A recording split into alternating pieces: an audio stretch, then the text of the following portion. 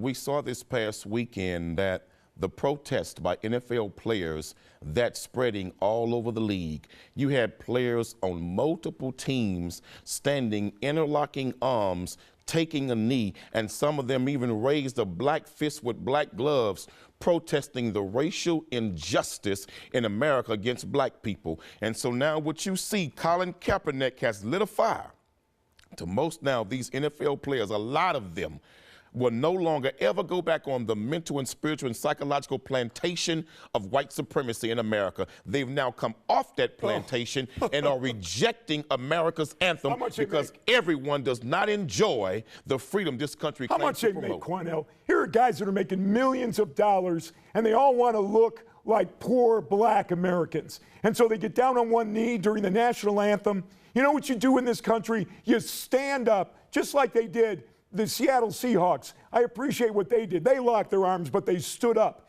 and they showed they appreciate America. You're entitled to your opinion. You certainly are entitled to your opinion. But during the national anthem, we praise this country, and we respect the people that have fought and died, black, white, you name it, men, women. We don't get down on one knee, and these are millionaires. Are you mean to tell me that their life is somehow, you know, under the same as other black Americans or white Americans? Matt, you gotta be kidding me. Matt, just because you're a black man or woman in America that's a millionaire means nothing. Ask the family of Michael Jackson with all of his hundreds of millions, he was still treated like a Negro. Ask Bill Cosby now. Ask Ray Rice, who made the same mistakes as others but can't get back into the league. Ask those who are great millionaires like Oprah Winfrey, who's a billionaire but was still treated like a Negro in Europe. It does not matter how much money you got as a black man and woman in this country. You cannot escape the reality of being black in America, and at the end of the day, they will give you your Negro wake-up call. Well, let's see what a tough man or woman you are, because I'm treated that way too. And I don't have millions. I've had people say negative things about me because they're liberals and not conservative.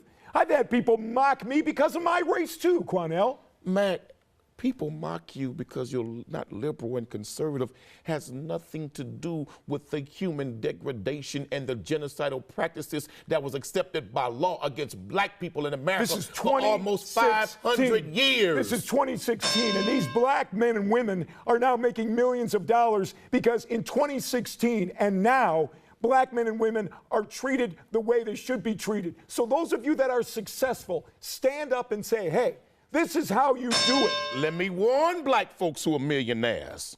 Don't you ever think that because the money you got that's been given to you by white folks makes you free and better than the rest of the black community. Because at the end of the day, they will give you your nigga wake-up call, and they'll send you back to us when they reject you. So you'd be a damn fool to believe because you black with millions that you better than the rest of the black people among your people. Oh, no. You're just supposed to give up because you're a nigga? No. What we should do is do what the NFL protesters are doing. Let that spirit spread all over America, and let's all challenge that racist national anthem when the man who wrote it was a slave owner. We're going to go back to the 60s. Is that what you want to do? No, the man who wrote it, Francis Scott Key, was a slave owner. And the unwritten third verse, he condemned black slaves and condemned black people to the grave of turmoil. I don't give a damn about the national anthem. Why don't people stand up and say, act like real Americans, stand up and salute this flag, and then you do what you have to do to make things better. That's what we do. We stand up out of respect, but saluting that flag that's never saluted black people, I don't think so, baby.